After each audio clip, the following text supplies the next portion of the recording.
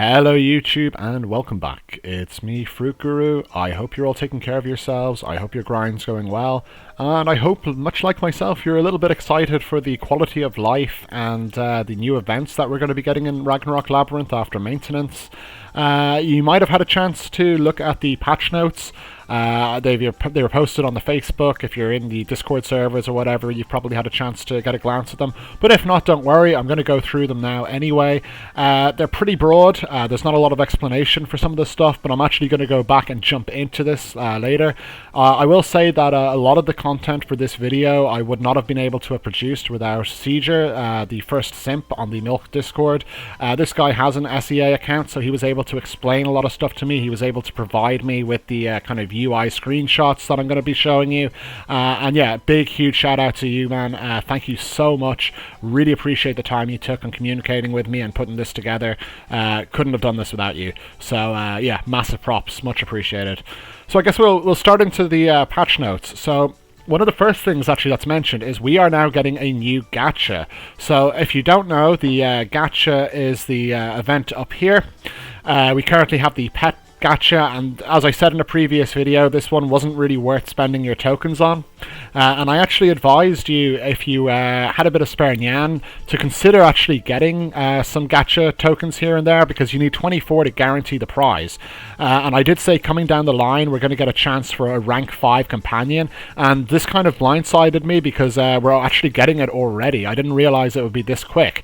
So if you're able to get a level 5-star PvP companion, that's going to be a huge impact on your account. So I mean, yeah, if you have these coins, if you got these coins, if you save them, go all in on this. I highly recommend, if you can spare the nyan, get these coins during the event. You've got 2 weeks to do it. Try and guarantee your slot. If you are completely free to play and you don't want to spend your coins on this, one of the things that I actually didn't realize until pretty recently is you can actually do a replace on this board.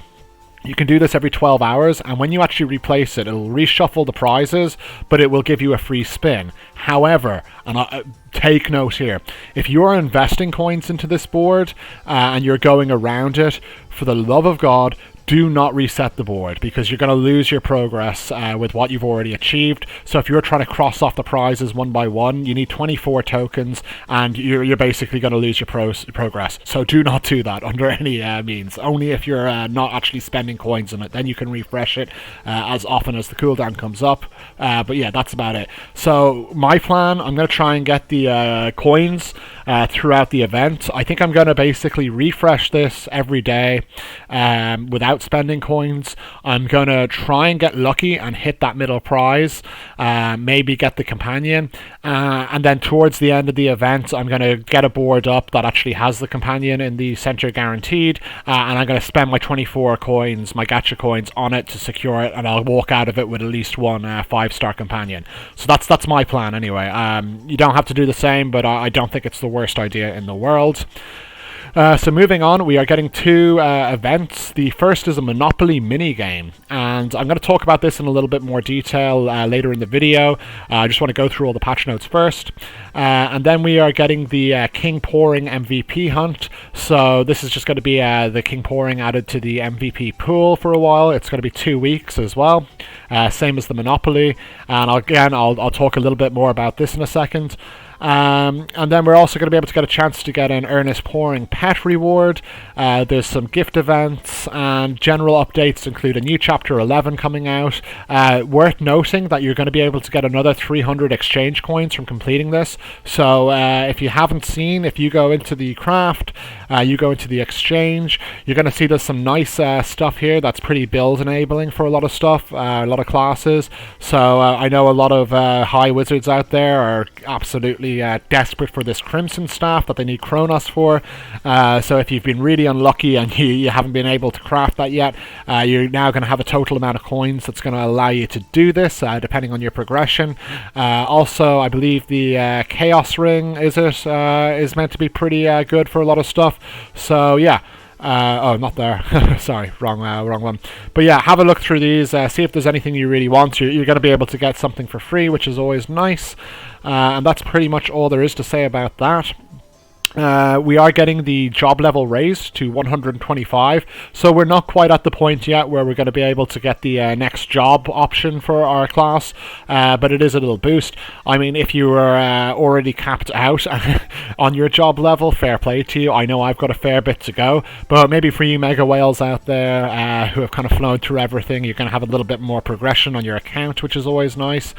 Probably one of the biggest things on this list, actually, the marketplace is finally open. Hooray! I know so many of us have been farming the int boxes, trying to build them, get some nice 4 stars out for crafting to make a little bit of money early on in the game on this. So, you know, this is your last day to do it. If you don't have anything better to do, keep farming those leaves, send your dispatchers out, make those boxes, maybe you'll get lucky. And as we know, like, stuff always goes for quite a lot early on the market because there's a huge, basically, demand and generally low supply in comparison to it. So yeah, if you can get in early, if you found something nice, that's going to kind of set you up pretty nicely for the foreseeable future. We are getting some quality of life, such as the sharing system. We're going to be able to match it more easily. What that exactly means, I'm not sure, but I mean, it can't be any worse than it is right now, right? So yeah, I'm hoping that'll make things a little bit easier. Wheel system's getting improved a little bit, quality of life. They're adding a wheel box to it, probably make it a little bit easier to use. And yeah, I mean, that's generally it. There's some minor bug fixes, an option to turn on and off the shaking effect, and they are adding more words to the prohibited, bad, naughty word list for new nicknames. So any of you people out there who took a chance and thought you'd kind of be a bit edgy and call yourself something obnoxious, you might have to rename, or you probably won't get away with it in the future. So yeah, that's about it for the general patch notes. And now I'm going to talk about the events a little bit more in detail. And once again, I want to give Seeger, the first simp, another big, huge thank you, because I didn't have a clue what this stuff actually meant. I was probably as confused as yourself if you're a new global player. So thank you once again, man. This was awesome. So I guess the first thing I'll talk about will be the Pouring King MVP himself. So this is just going to be added to the regular MVP pool that you see on the map. So he's going to have a chance to spawn, and you're going to see there's actually going to be a rewards for killing him. Oh, that's not it, that's spoiler for later. Here we go. So yeah, there's this is the Pouring King. So you're going to see every time you kill him, you're going to be able to get some zenny, you're going to be able to get some crafting mats. Most of this is just going to happen while you idle. He's going to pop up, you'll nuke him down. So, you know, it's more free stuff. It's always nice. Can never complain, right? On top of that, actually, before I move on to the Monopoly, we are also going to be getting a boost event for the next 4 days. So if you have a look here, day 1 is going to be 10% additional zenny. If you're anything like me, zenny, oh, it's a nasty bottleneck for progression, right? You think at the start, I literally, when I was spinning my wheel, when I started this game and I was getting like little bits of zenny, I was kind of like, that's not great. Now I want the zenny. I don't really give a crap about anything else. I just need the zenny, right? It's like my biggest bottleneck. So we get 10% more on day 1, 10% more on day 2, with base experience gain increased by 10%. So for these 2 days, I mean, maybe if you've got a bit of spare currency, maybe start upgrading some of your zenny farming stuff, so it'll stack nicely with this. Day 3, we get a 10% drop rate and stuff, so I guess bandages for me, get even more of them, maybe some other things that I need. And finally, on the 4th day, we are getting a 10% job experience bonus, which is always nice to have as well. So nothing too game-breaking here, but a nice little boost, I'll take it. Free stuff is always great, right? And then I think we'll move on to the Monopoly board here. So I had no idea what this meant. I envisioned a Monopoly board, as I'm sure most of you did, but I wasn't sure how it was going to work. So let's bring it up here. So this is what it's going to look like if it's anything like the SEA version. And as you can see, you're going to be able to roll a couple of dice. It's going to cost you 50 pouring coins. So these are the same coins that you use to spin the wheel. So maybe you might want to take a break from the wheel while this is up and kind of funnel your resources into this as much as you can. And basically you're going to go around the board. If you land on the square, you're going to get the prize. And every 10 times you do a full lap of the board, you're going to get a pouring doll. and the pouring doll is going to be used for a couple of things. You're going to be able to craft with it. So if I take this menu up here, you can see in the crafting event tab, the top 5 items here are going to be able to be exchanged for with the pouring dolls that you get.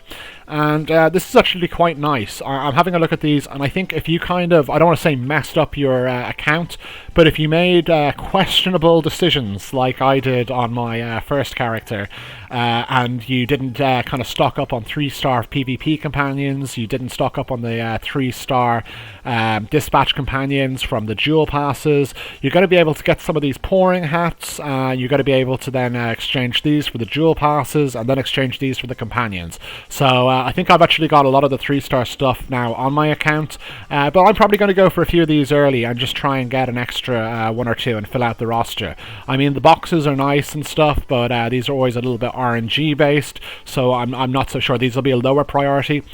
I don't particularly recommend going for the star mats here. I think that they're kind of tempting to go for, especially if you're a newer account, but they're so easily farmable, right? And I mean, with the dark tree, you're getting essentially 5 of these every few hours for your bandages. So I mean, if you're really stuck for them, you can go for them, but I wouldn't recommend it too much. And the Kaffir pass is not a bad thing either, really. I mean, we can exchange these for some nice Zenny and whatnot, so that's always good. In addition to that, you are also, if you save up 30 pouring coins, you're going to be pouring dolls, I should say. You can exchange these for the 5-star King Pouring card. And this is something that you probably don't want to sleep on, especially if you're a light spender free-to-player, because this is basically like a juiced version of the pouring card we get early on in the game. And it's pretty handy because, I mean, this is going to work for pretty much all builds, more or less, a few exceptions of course, but it's a really nice, all well-rounded card. And note that it's got the all property, so this can go into any piece of gear. So, you know, if you don't have all your best in slot cards, which I'm sure most of you don't, I know I am miles away from it personally, this is going to be a really good filler card to just put in. Give yourself a little bit more damage, whether you're magic or physical. It's going to give yourself a little bit more HP, that little bit more crit. I mean, that's pretty nice. You can't really go wrong with it. So maybe I'll try and get at least one of these just to fill out my gear and make myself a little bit stronger. And yeah, I mean, that's basically it, really. I don't think there's much else to say. That's going to be the patch. It is going to be hitting tonight depending on your time zone, and yeah, just make sure you're getting on for the next 4 days. Make sure you're kind of focusing your resources on the sorry, I'm trying to turn all my tabs off here.